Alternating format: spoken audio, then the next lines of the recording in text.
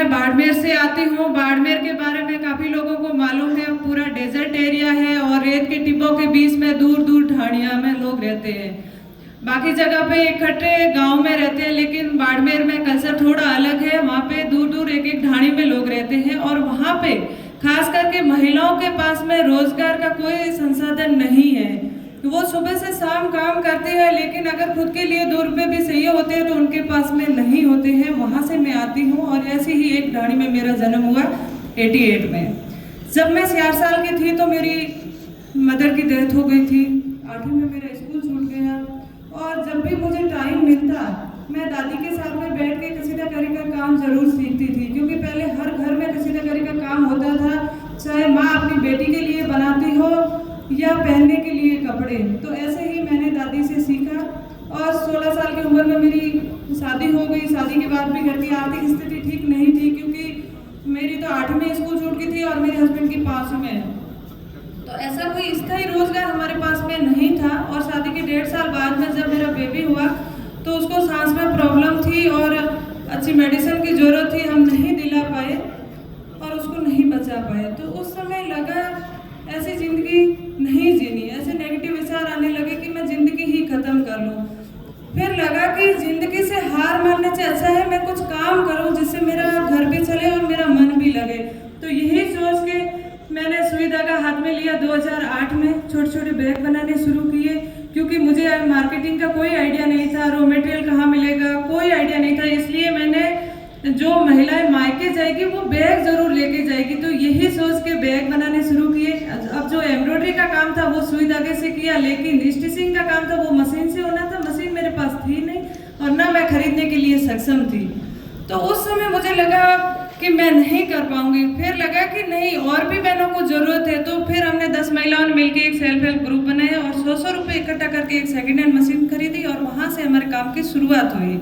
तो 2008 में हमने 10 महिलाओं ने मिलकर शुरुआत की, लेकिन प्रॉब्लम यहाँ ख़त्म नहीं थी, क्योंकि 10 महिलाओं के लिए काम कहाँ से आएगा। फिर हमने इधर उधर बात किया तो बोला कि आप एग्जीबिशन करिए। मैंने कहा एग्जीबिशन कहाँ होता है, बाड़मेर में तो कोई खरीदेगा नहीं।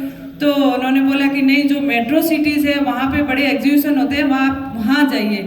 तो मैंने कहा बाड़मेर डिस्ट्रिक्ट हेडक्वार्टर तक तो कभी गए नहीं, और मेट्रो सिटीज़ में सबसे पहले तो घर वाले भेजेंगे नहीं, और हमें तो मारवाड़ी आती है, हिंदी भी नहीं आती है, कैसे हैंडल करेंगे। लेकिन 2010 में फर्स्ट एग्जीबिशन करने का मुझे मौका मिला था दिल्ली में रफी मारे कॉन्स्टिट्यूशन क्लब में, और वहाँ पे जैसे तैसे करके घर वालों को मना के हम दिल्ली पहुँचे। और वो जो एग्जीबिशन था 3 दिन का था, उसमें हमारी 10 से 15 हज़ार रुपये की सेल हुई। और वहाँ से हमें लगा कि अब हम पीछे मुड़ के नहीं देखेंगे, अगले जो एग्जीबिशन होगा उसकी अच्छी तैयारी करके आएंगे। तो वापस गांव ढाणी जाके महिलाओं को काम के प्रति मोटिवेट करना शुरू किया। और जो नेक्स्ट एग्जीबिशन था उसमें फिर हमने 4-5 हज़ार की सेल नहीं की थी, पूरी 11 लाख की हमारी सेल हुई थी। उसके बाद में हमने सोचा कि क्यों ना इसी में नवाचार किया जाए। अब तक तो हम होम फर्निशिंग के प्रोडक्ट बना रहे थे, फिर हमने सोचा कि क्यों ना गारमेंट्स बनाए जाए जिससे ज़्यादा लोग खरीदेंगे। तो यही सोच के हमने साड़ी, कुर्ते, दुपट्टे ऐसे प्रोडक्ट बनाने तैयार करने शुरू किए। फिर लगा कि लोगों को ज़्यादा समझ में नहीं आ रहा था कि एप्लिक में एम्ब्रॉयडरी में पहने हुए कैसे लगेंगे। तो मैंने कहा कैसे करें, तो किसी ने बोला कि आप फैशन शो करिए। मैंने कहा फैशन शो के तो नाम से ही डर लगता है कि छोटे कपड़े पहनना ऐसा फैशन शो होता है, हम क्यों फैशन शो करें। तो फिर लगा कि नहीं, हेरिटेज फैशन शो भी कर सकते हैं। तो उसी टाइम जयपुर में ही राजस्थान हेरिटेज वीक हो रहा था, वहाँ से हमें फैशन शो करने का मौका मिला। लेकिन वास्तव में प्रॉब्लम ये थी कि वहाँ पे बड़े डिजाइनर्स लोग आ रहे थे। मैं एक आर्टिजान, कैसे कॉस्ट्यूम डिजाइन करेंगे, क्या कलर थीम लेंगे, तो ये एक बड़ी प्रॉब्लम थी। लेकिन हमने सोचा कि हम और बड़े एनजीओ से हेल्प मांगेंगे, वो हमारी हेल्प करेंगे। तो उनको हमने जाके बोला, तो उन्होंने भी यही बोला कि रुमा जी ये आपका लेवल नहीं है, आप जहाँ फील्ड में काम कर रहे हैं वही आपके लिए बेटर है। तो उस समय बहुत दुख हुआ, रोना भी आया। मैंने कहा हेल्प करने वाला कोई नहीं है, लेकिन ये फैशन शो मैं ज़रूर करूँगी। तो यही सोच के मैंने कॉस्ट्यूम डिज़ाइन किया, जैसा मुझे समझ में आया मैंने कलर थीम लिया। और जैसे ही हमारा प्रोडक्शन रैंप पे आया तो सारी ऑडियंस और डिज़ाइनर खड़े होकर तालियां बजाई, और वही डिज़ाइनर बाड़मेर पहुँचे नेक्स्ट शो के लिए अपना कलेक्शन वहीं से बनाया, जिसमें विपी रसेल, अब्राहमन ठाकुर, हेमंत हेवेटी ऐसे डिजाइनर्स। और उसके बाद में मैं ट्राइब्स इंडिया की गुडविल एम्बेसडर रही, और ट्राइबल आर्टिजनों के लिए हमने काफ़ी जगह पे फैशन शो ऑर्गेनाइज करवाए, और उसके बाद में डिजाइनर ऑफ द ईयर का अवार्ड भी मैंने ही जीता था। उसी दिन मुझे समझ में आया कि जब भी हमारे सामने कोई भी समस्या आती है, अगर उसको पॉजिटिव सोच के हम आगे बढ़ते हैं तो जरूर कुछ ना कुछ नया सीखने को मिलता है। और हमेशा ऐसी परेशानियों का सामना करना चाहिए, हिम्मत नहीं हारनी चाहिए। उसके बाद में हमने इंटरनेशनल एग्जीबिशन किए, फैशन शोज किए, और जो 10 महिलाओं से शुरुआत हुई थी, आज 50,000 से ज्यादा बहनें हमारे साथ में जुड़ी हुई है। और साथ साथ में हम हेल्थ, एजुकेशन, स्पोर्ट्स में जो लड़कियों को परेशानी होती है, क्योंकि मेरी 8वीं स्कूल छूट गई, मुझे भी कहीं ना कहीं लगता है कि अगर मेरी और पढ़ाई होती तो मैं और कुछ अच्छा कर पाती। तो इस तरीके से आज भी हम स्कॉलरशिप की व्यवस्था करते हैं जिन बच्चों को जरूरत होती है।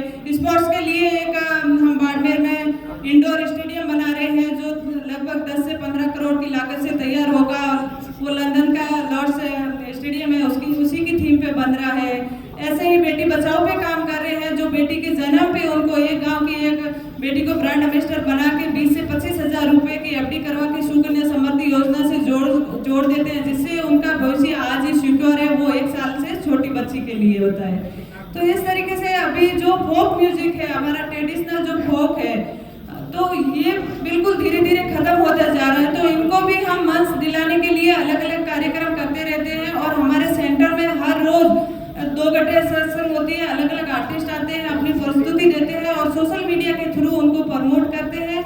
और आने वाली ये 13 दिसंबर को बॉम्बे में रोमाना रंगोत्सव के नाम से बड़ा फेस्टिवल होने जा रहा है, और उसमें आप लोगों को भी मैं इन्वाइट करती हूँ, आप भी आइए और हमारा मनोबल बढ़ाइए। इस तरीके से अपने राजस्थान की जो आर्ट है इसको हम बचा सकते हैं, क्योंकि मैं जहाँ पे भी जाती हूँ, मैं हार्वर्ड की स्पीकर रह चुकी हूँ। वैसे मेरा एजुकेशन ज़्यादा नहीं हुआ, 8वीं में मेरा स्कूल छूट गया, लेकिन मुझे ये सौभाग्य प्राप्त हुआ वहाँ पे हार्वर्ड में जाके मैंने जब स्पीच दिया तो उसके बाद में लोगों को बहुत अच्छी रुचि जगी। और वहाँ के स्टूडेंट्स ने खुद ने हाथ में सुई धागा लेके काम किया, और वहाँ के एम्बेसी में बड़ा प्रोग्राम रखा गया और अलग अलग यूनिवर्सिटी के प्रोफेसर लोगों को बुलाया गया। और यहाँ की कला के बारे में जब उन्होंने जाना तो ये भी बोला कि हम यहाँ से स्टूडेंट्स भेजेंगे, वहाँ पे रिसर्च करेंगे और यहाँ की कला को वहाँ के सिलेबस में शामिल करेंगे।